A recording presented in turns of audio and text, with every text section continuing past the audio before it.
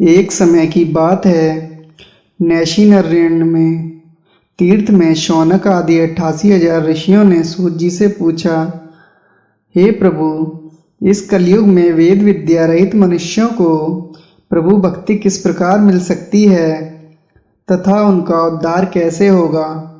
हे मुनि श्रेष्ठ, कोई ऐसा तप बताइए जिससे थोड़े समय में ही पुण्य फल मिले और मनवांछित फल भी मिल जाए। इस प्रकार की कथा सुनने की हम इच्छा रखते हैं। सर्वशास्त्रों के ज्ञाता सूत जी बोले, हे वैष्णवों, मैं पूज्य, आप सभी ने प्राणियों की हित की बात पूछी है, इसलिए मैं एक ऐसे श्रेष्ठ व्रत को आप लोगों को बताऊंगा जिसे नारद जी ने लक्ष्मी नारायण जी से पूछा था और लक्ष्मीपति ने मणि श्रेष्ठ नारद जी से कहा था। आप अब इसे ध्यान से सुनिए। एक समय की बात है, योगीराज नारद जी दूसरों के हित की इच्छा लिए अनेकों लोकों में घूमते हुए मृत्युलोक में आ पहुँचे। यहाँ उन्होंने अनेक योनियों में जन्मे प्राय सभी मनुष्यों को अपने कर्मों द्वारा अनेकों दुखों से पीड़ित देखा। उनका दुख देख नारद जी सोचने लगे कि कैसा यत्न किया जाए जिसके करने से निश्चित रूप से मानवों के दुखों का अंत हो जाए। इसी विचार पर मनन करते हुए वह विष्णुलोक में गए। वहाँ वह देवों के ईश नारायण की स्तुति करने लगे, जिनके हाथों में शंख, चक्र, गदा और पद्म थे, गले में वरमाला पहने हुए थे। स्तुति करते हुए नारद जी बोले, हे भगवान, आप अत्यंत शक्ति से संपन्न हैं। मन तथा वाणी भी आपको नहीं पा सकती। आपका आदि मध्य तथा अंत नहीं है। निर्गुण स्वरूप सृष्टि के कारण भक्तों के दुख को दूर करने वाले हैं। आपको मेरा नमस्कार है। नारद जी की स्तुति सुन विष्णु भगवान बोले, हे मुनि श्रेष्ठ, आपके मन में क्या बात है, उसे निसंकोच कहिए। इस पर नारद मुनि बोले कि मृत्युलोक में अनेक योनियों में जन्मे मनुष्य अपने कर्मों के द्वारा अनेकों दुख से दुखी हो रहे हैं। हे नाथ, आप मुझ पर दया रखते हैं तो बताइए कि वो मनुष्य थोड़े प्रयास से ही अपने दुखों से कैसे छुटकारा पा सकते हैं।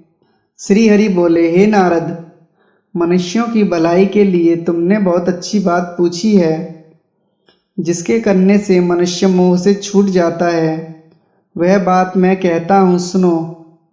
स्वर्ग लोक व मृत्यु लोक दोनों में एक दुर्लभ उत्तम व्रत है जो पुण्य देने वाला है। आज प्रेमवश होकर मैं उसे तुमसे कहता हूँ। श्री सत्यनारायण भगवान का यह व्रत अच्छी तरह विधान पूर्वक करके मनुष्य तुरंत ही यहाँ सुख भोग कर मरने पर मोक्ष पाता है।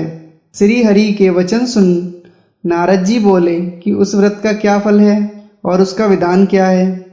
यह व्रत किसने किया था, इस व्रत को किस दिन करना चाहिए, सभी कुछ विस्तार से बताएं। नारद जी की बात सुनकर श्री हरि बोले, दुख व शोक को दूर करने वाला यह सभी स्थानों पर विजय दिलाने वाला है। मानव को भक्ति व श्रद्धा के साथ शाम को श्री सत्यनारायण की पूजा धर्मपरायण होकर ब्राह्मणों को व बंधुओं के साथ करनी चाहिए। भक्ति भाव से ही नैवेद्य, केले का फल, घी, दूध और गेहूं का आटा सवाए लें। गेहूं के स्थान पर ही साठी का आटा, शक्कर तथा गुड़ लेकर वह सभी भक्षण योग्य पदार्थों को मिलाकर भगवान को भोग लगाएं। ब्राह्मणों सहित बंधुओं को भी भोजन कराएं। उसके बाद स्वयं भोजन करें। भजन कीर्तन के साथ भगवान की भक्ति में लीन हो जाएं। इस तरह से सत्यनारायण भगवान का यह व्रत करने पर मनुष्य की सारी इच्छाएं निश्चित रूप से पूरी होती हैं। इस कली काल अर्थात कलयुग में मृत्यु लोक में मोक्ष का यही एक सरल उपाय बताया गया है। सत्यनारायण भगवान की व्रत कथा का दूसरा अध्याय। सूत जी बोले, हे ऋषियों, जिसने पहले समय में इस व्रत को किया था उसका इतिहास कहता हूँ, ध्यान से सुनो। सुंदर काशीपुरी नगरी में एक अत्यंत निर्धन ब्राह्मण रहता था। भूख प्यास से परेशान वह धरती पर घूमता रहता था। ब्राह्मणों से प्रेम करने वाले भगवान ने एक दिन ब्राह्मण का वेश धारण कर उसके पास जाकर पूछा, हे विप्र, नित्य दुखी होकर तुम पृथ्वी पर क्यों घूमते हो? दीन ब्राह्मण बोला, मैं निर्धन ब्राह्मण हूँ, भिक्षा के लिए धरती पर घूमता हूँ। हे भगवान, यदि आप इसका कोई उपाय जानते हो तो बताइए। वृद्ध ब्राह्मण कहता है कि सत्यनारायण भगवान मनोवांछित फल देने वाले हैं, इसलिए तुम उनका पूजन करो। इसे करने से मनुष्य सभी दुखों से मुक्त हो जाता है। वृद्ध ब्राह्मण बनकर आए सत्यनारायण भगवान उस निर्धन ब्राह्मण को व्रत का सारा विधान बताकर अंतर्ध्यान हो गए। ब्राह्मण मन ही मन सोचने लगा कि जिस व्रत को वृद्ध ब्राह्मण करने को कह गया है, मैं उसे जरूर करूँगा। यह निश्चय करने के बाद उसे रात में नींद नहीं आई। वह सवेरे उठकर सत्यनारायण भगवान के व्रत को निश्चय कर भिक्षा मांगने के लिए चला गया। उस दिन निर्धन ब्राह्मण को भिक्षा में बहुत धन मिला, जिससे उसने बंधु बांधवों के साथ मिलकर श्री सत्यनारायण भगवान का व्रत संपन्न किया। भगवान सत्यनारायण का व्रत संपन्न करने के बाद वह निर्धन ब्राह्मण सभी दुखों से छूट गया और अनेक प्रकार की संपत्तियों से युक्त हो गया। उसी समय से यह ब्राह्मण हर माह इस व्रत को करने लगा। इस तरह से सत्यनारायण भगवान के व्रत को जो मनुष्य करेगा वह सभी प्रकार के पापों से छूटकर मोक्ष को प्राप्त होगा। जो मनुष्य इस व्रत को करेगा वह सभी दुखों से मुक्त हो जाएगा। सूत जी बोले कि इस तरह से नारद जी ने नारायण जी का कहा हुआ श्री सत्यनारायण व्रत को मैंने तुमसे कहा। हे विप्रो, अब मैं और क्या कहूँ? ऋषि बोले, हे मुनिवर, संसार में उस विप्र से सुनकर और किस किस ने व्रत को किया, हम सब इस बात को सुनना चाहते हैं। इसके लिए हमारे मन में श्रद्धा का भाव है। सूत जी बोले, हे मुनियों, जिसने इस व्रत को किया है वे सब सुनो। एक समय वही विप्र धन व ऐश्वर्य के अनुसार अपने बंधु बांधवों के साथ इस व्रत को करने को तैयार हुआ। उसी समय एक लकड़ी बेचने वाला बूढ़ा आदमी आया और लकड़ियां बाहर रखकर अंदर ब्राह्मण के घर में गया। प्यास से दुखी वह लकड़हारा उनको व्रत करते देख विप्र को नमस्कार करके पूछने लगा कि आप यह क्या कर रहे हैं? तो उन्होंने बताया कि व्रत कर रहा हूँ तथा इसे करने से क्या फल मिलेगा, कृपया मुझे भी बताएं। ब्राह्मण ने कहा कि सब मनोकामनाओं को पूरा करने वाला यह सत्यनारायण भगवान का व्रत है। इनकी कृपा से ही मेरे घर में धन धान्य आदि की वृद्धि हुई है। विप्र से सत्यनारायण व्रतिया के बारे में जानकर लकड़हारा बहुत प्रसन्न हुआ। चरणामृत लेकर वह प्रसाद खाने के बाद वह अपने घर गया। लकड़हारे ने अपने मन में संकल्प किया कि आज लकड़ी बेचने से जो धन मिलेगा उसी से श्री सत्यनारायण भगवान का उत्तम व्रत करूंगा। मन में इस विचार को ले बूढ़ा आदमी सिर पर लकड़ियां रख उस नगर में बेचने गया जहां धनी लोग ज्यादा रहते थे। उस नगर में उसे अपनी लकड़ियों का दाम पहले से 4 गुना अधिक मिला। बूढ़ा प्रसन्नता के साथ दाम लेकर केले, शक्कर, घी, दूध, दही और गेहूं का आटा ले और सत्यनारायण भगवान के व्रत की अन्य सामग्रियां लेकर अपने घर गया। वहां उसने अपने बंधु बांधवों को बुलाकर विधि विधान से सत्यनारायण भगवान का पूजन और व्रत किया। इस व्रत के प्रभाव से वह बूढ़ा लकड़हारा धन पुत्र आदि से युक्त होकर संसार के समस्त सुख भोग अंत काल में बैकुंठ धाम चला गया। सत्यनारायण भगवान की व्रत कथा का 3रा अध्याय। सूत जी बोले, हे श्रेष्ठ मुनियों, अब आगे की कथा कहता हूँ।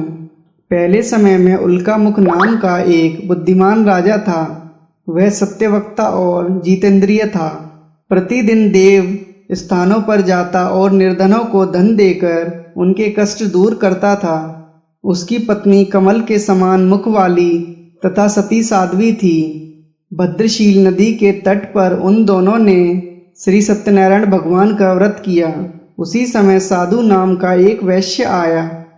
उसके पास व्यापार करने के लिए बहुत सा धन भी था। राजा को व्रत करते देखकर यह विनय के साथ पूछने लगा, हे राजन, भक्ति भाव से पूर्ण होकर आप यह क्या कर रहे हैं? मैं सुनने की इच्छा रखता हूँ, आप मुझे बताएं। राजा बोला, हे साधु, अपने बंधु बांधवों के साथ पुत्र आदि की प्राप्ति के लिए एक महाशक्तिमान श्री सत्यनारायण भगवान का व्रत व पूजन कर रहा हूँ। राजा के वचन सुन साधु आदर से बोला, हे राजन, मुझे इस व्रत का सारा विधान कहिए। आपके कथा अनुसार मैं भी इस व्रत को करूँगा। मेरी भी संतान नहीं है और इस व्रत को करने से निश्चित रूप से मुझे संतान की प्राप्ति होगी। राजा से व्रत का सारा विधान सुन व्यापार से निवृत्त हो वह अपने घर गया। साधु वैश्य ने अपनी पत्नी को संतान देने वाला इस व्रत का वर्णन कह सुनाया और कहा कि जब मेरी संतान होगी तब मैं इस व्रत को करूँगा। साधु ने इस तरह के वचन अपनी पत्नी लीलावती से कहे। एक दिन लीलावती पति के साथ आनंदित हो सांसारिक धर्म में प्रवृत्त होकर सत्यनारायण भगवान की कृपा से गर्भवती हो गई। 10वें महीने में उसके गर्भ से एक सुंदर कन्या ने जन्म लिया। दिनों दिनों वह ऐसे बढ़ने लगी जैसे कि शुक्ल पक्ष का चंद्रमा बढ़ता है। माता पिता ने अपनी कन्या का नाम कलावती रखा। एक दिन लीलावती ने मीठे शब्दों में अपने पति को याद दिलाया कि आपने सत्यनारायण भगवान के जिस व्रत को करने का संकल्प किया था उसे करने का समय आ गया है। आप इस व्रत को करिए। साधु बोला कि हे प्रिय, इस व्रत को मैं उसके विवाह पर करूँगा। इस प्रकार अपनी पति को आश्वासन देकर वह नगर को चला गया।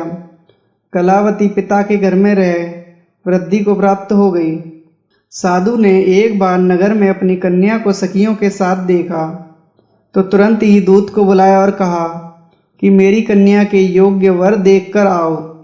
साधु की बात सुनकर दूत कंचन नगर में पहुंचा और वहां देखभाल कर लड़की के सुयोग्य वाणिक पुत्र को ले आया। सुयोग्य लड़के को देख साधु ने बंधु बांधवों को बुलाकर अपनी पुत्री का विवाह कर दिया। लेकिन दुर्भाग्य की बात ये कि साधु ने अभी भी सत्यनारायण भगवान का व्रत नहीं किया।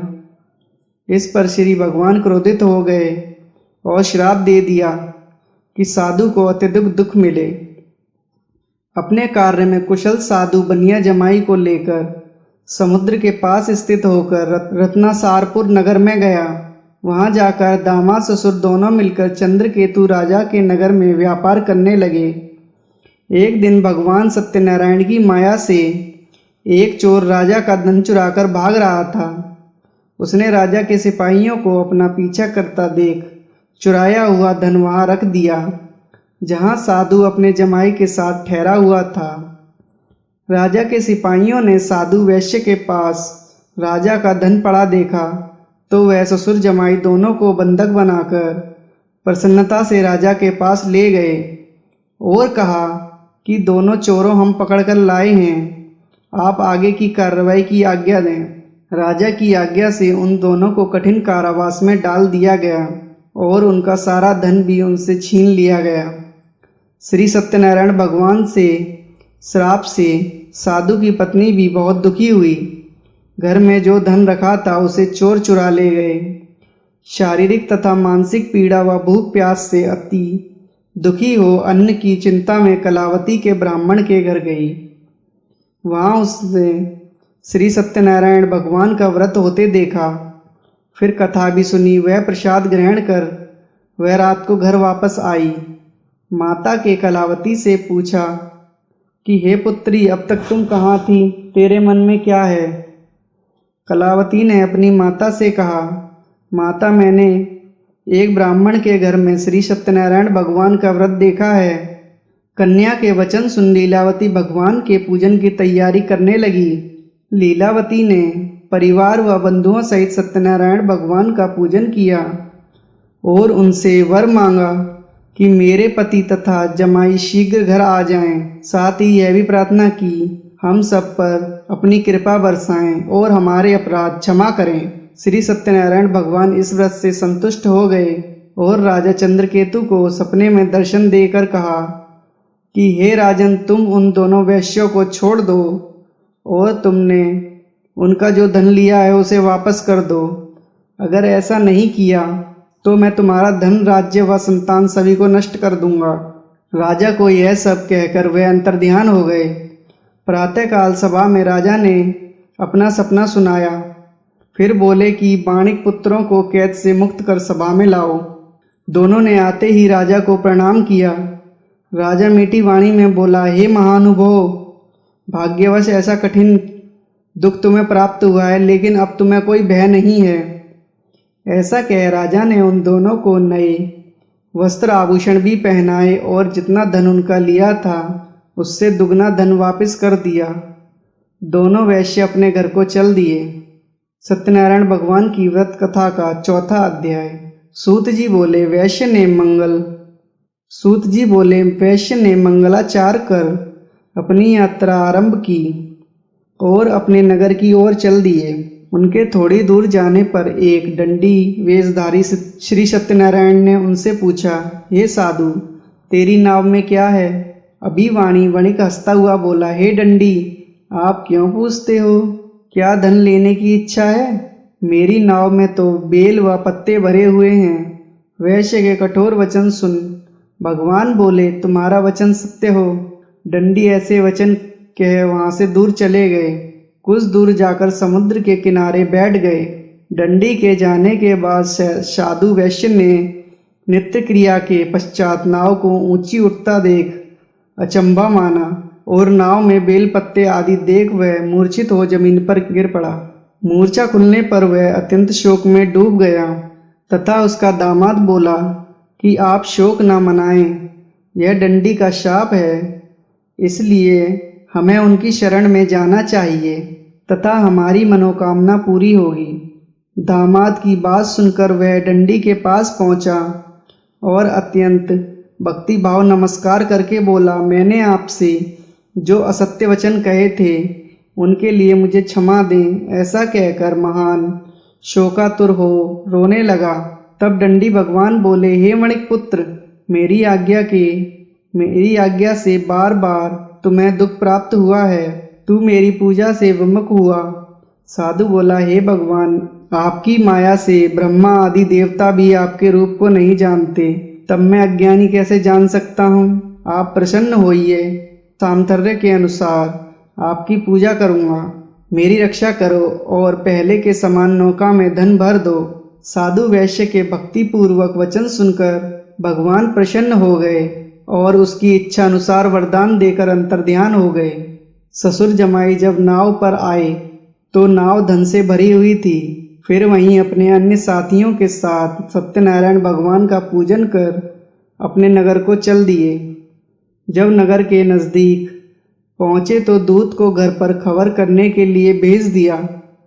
दूत साधु की पत्नी को प्रणाम कर कहता है कि मालिक अपने दामाद सहित नगर के निकट आ गए हैं।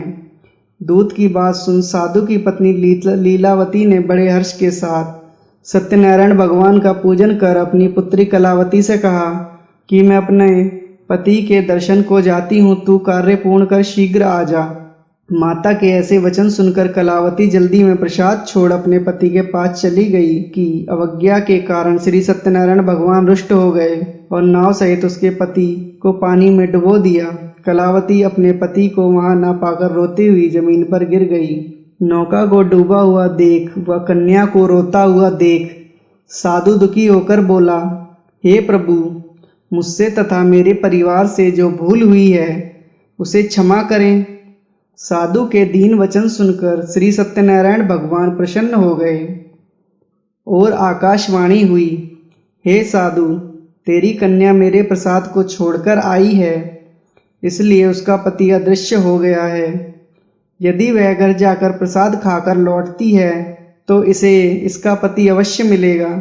ऐसी आकाशवाणी सुन कलावती घर पहुंचकर प्रसाद खाती है और फिर आकर अपने पति के दर्शन करती है। उसके बाद साधु अपने बंधु बांधवों सहित श्री सत्यनारायण भगवान का विधि विधान से पूजन करता है। इस लोक का सुख भोग वह अंत में स्वर्ग जाता है। सत्यनारायण भगवान की व्रत कथा का 5वां अध्याय। सूत जी बोले, हे ऋषियों, मैं और भी एक कथा सुनाता हूँ, उसे भी ध्यान पूर्वक सुनो। प्रजापालन में नील तुगंतज नामक एक राजा था। उसे भी भगवान का प्रसाद त्याग कर बहुत ही दुख सहन किया। एक बार वन में जाकर वन्य पशुओं को मारकर वह बड़ के पेड़ के नीचे आया। वहां उसने ग्वालों को भक्ति भाव से अपने बंधुओं सहित सत्यनारायण भगवान का पूजन करते देखा। अभिमानवश राजा ने उन्हें देखकर भी पूजा स्थान में नहीं गया और न ही उसने भगवान को नमस्कार किया। ग्वालों के राजा को प्रसाद दिया, लेकिन वह प्रसाद नहीं खाया और प्रसाद को वहीं छोड़कर अपने नगर की ओर चल दिया। जब वह नगर में पहुंचा तो वहां सब कुछ तहस नहस हुआ पाया, तो वह शीघ्र ही समझ गया कि यह सब भगवान ने ही किया है। वह दोबारा ग्वालों के पास पहुंचा और विधि पूर्वक पूजा करके प्रसाद खाया तो श्री सत्यनारायण भगवान की कृपा से सब कुछ पहले जैसा हो गया। दीर्घ काल तक सुख भोगने के बाद मरणोपरांत उसे स्वर्गलोक की प्राप्ति हुई। जो मनुष्य परम दुर्लभ इस व्रत को करेगा तो भगवान सत्यनारायण की अनुकंपा से उसे धन धान्य की प्राप्ति होगी। निर्धन धनी हो जाता है और भयमुक्त हो जाता है। संतानहीन मनुष्य को संतान सुख मिलता है और सारे मनोरथ पूर्ण होते हैं। सूत जी बोले, जिन्होंने पहले इस व्रत को किया है, अब उनके दूसरे जन्म की कथा कहता हूँ। वृद्ध शतानंद ब्राह्मण ने सुदामा का जन्म लेकर मोक्ष की प्राप्ति की। लकड़हारे ने अगले जन्म में निषाद बनकर मोक्ष प्राप्त किया। उल्कामुख नाम का राजा दशरथ होकर बैकुंठ को गए। साधु नाम के वैश्य ने मोरध्वज बनकर अपने पुत्र को आरे से चीरकर मोक्ष पाया। महाराज तुंगध्वज ने स्वयंभू होकर भगवान में भक्ति युक्त होकर मोक्ष पाया। श्री सत्यनारायण व्रत कथा का 5वां अध्याय संपूर्ण। बोलिए श्री सत्यनारायण भगवान की जय।